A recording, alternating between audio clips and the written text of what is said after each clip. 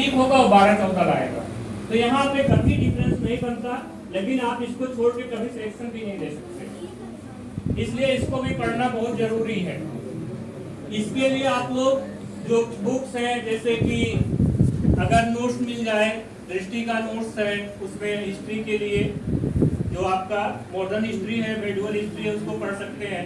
NCERT किताबें most important होती हैं। जैसे साइंस की 9th और 10th में बायो वाला पार्ट केवल कितने हैं, 4 चैप्टर 9th में, 5 चैप्टर 10th में है, उसको पढ़ लो। इसके बाद वो रेलवे की एक बुक आती है, क्या बुक का नाम है, स्पीडी में जो लास्ट में बायो वाला पार्ट है 6 पेज, 6 या 7 पेज से ज्यादा नहीं है, उसको 2-3 रीडिंग मार लो, उसी से सारे क्वेश्चन आपके हो जाएंगे। उससे अगर होना होगा तो उससे हो गया, नहीं तो फिर कितना पढ़ोगे आप, बायो के डॉक्टर तो हो नहीं, आप पढ़ लोगे एक चीज, बायो से आप नहीं पढ़ रहे हैं। तो बायो के लिए साइंस वाला पार्ट आपका यहाँ से कवर हो जाएगा, एनसीईआरटी 9th 10th और स्पीडी का 6-7 पेज जो है। उसके बाद हिस्ट्री के लिए आपको कहीं नोट्स मिल जाए तो ठीक है, नहीं तो मेरे पास स्टूडी की फोटो कॉपी करा सकते हो। 2 चीज हो गया, और हिस्ट्री हो गया। ज्योग्राफी के लिए आपको सोशल के लिए पहले ही बता चुके हैं, क्लास 6, 7 और 9th की एनसीईआरटी मोस्ट इंपॉर्टेंट है। एटलस लेके बैठना है, ये नहीं कि आप ऐसे बस पढ़े जा रहे हो, कहानी चल रही है और आगे पीछे सब कुछ भूला जा रहा है। एटलस लेके बैठो, कर्क रेखा अगर निकली है तो कौन कौन स्टेट से जा रही है उसको देखते हुए चलो, कहाँ ये स्टेट आया, कहाँ से गई।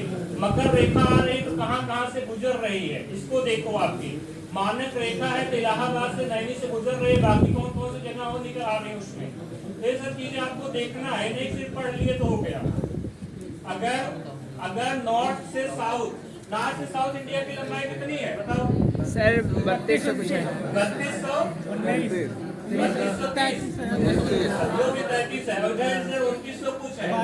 तो यहाँ पे लास्ट में कौन सा पॉइंट है, वहाँ पे लास्ट में कौन सा पॉइंट है, ऊपर लास्ट का कौन सा पॉइंट है, नीचे लास्ट कौन सा पॉइंट है, ये सब आप एनसीईआरटी से कवर करेंगे।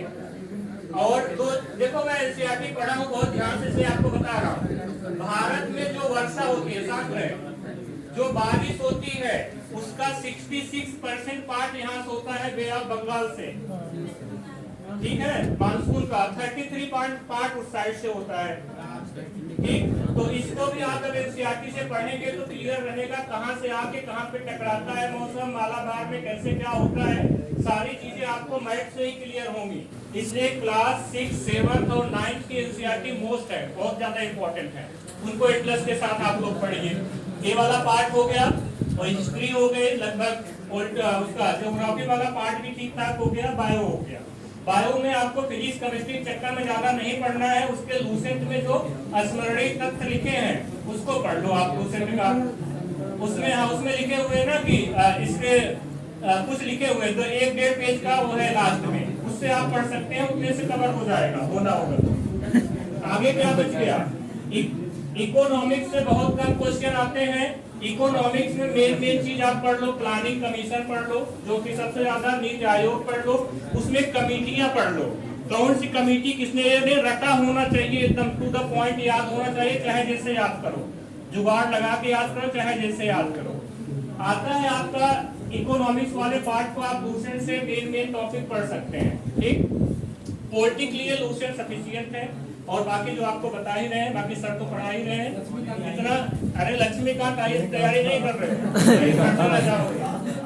फिर तो वही पढ़ते रह जाओगे, बाकी सब्जेक्ट कैसे करोगे। इकोनॉमिक्स में चीज इंपॉर्टेंट है, करंट अफेयर आप रेगुलर पढ़ें। उसके बाद मेन चीज है, लूसेंट में छोटा करके लिखा होता है, वो रटने वाली चीजें हैं।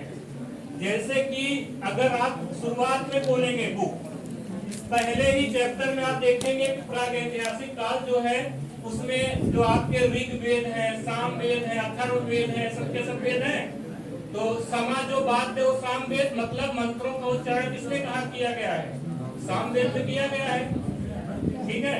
जैसे जुगाड़ लगा के पढ़ो, जो अगर जैसे हम लोग कुल्हड़ में चाय लेते हैं, उससे तरंग निकलती है, ठीक है। राल तरंगड़ी किसने लिखा हुआ है, कल्हड़ ने क्या लिखा हुआ है, राल तरंगड़ी। तो ऐसे बहुत सारे जुगाड़ मैंने लगा के याद किया था, वैसे ही आप लोग भी याद करो जुगाड़ से ही।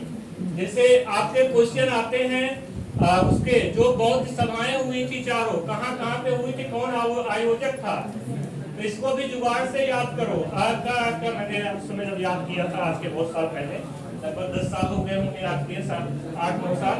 तो ऐसा करो जिससे याद रहे लॉन्ग टाइम तक। और जीएस कोई कितना भी पढ़ा ले, जब तक खुद मेहनत नहीं करोगे नहीं होगी। मैं जीएस पहले देश की सबसे प्रतिष्ठित कोचिंग से पढ़ा हूँ, जो कि राव आईएएस, नाम जानते होंगे आप लोग, ठीक है, तो बता दे रहा हूँ, बता तो नहीं किसी को।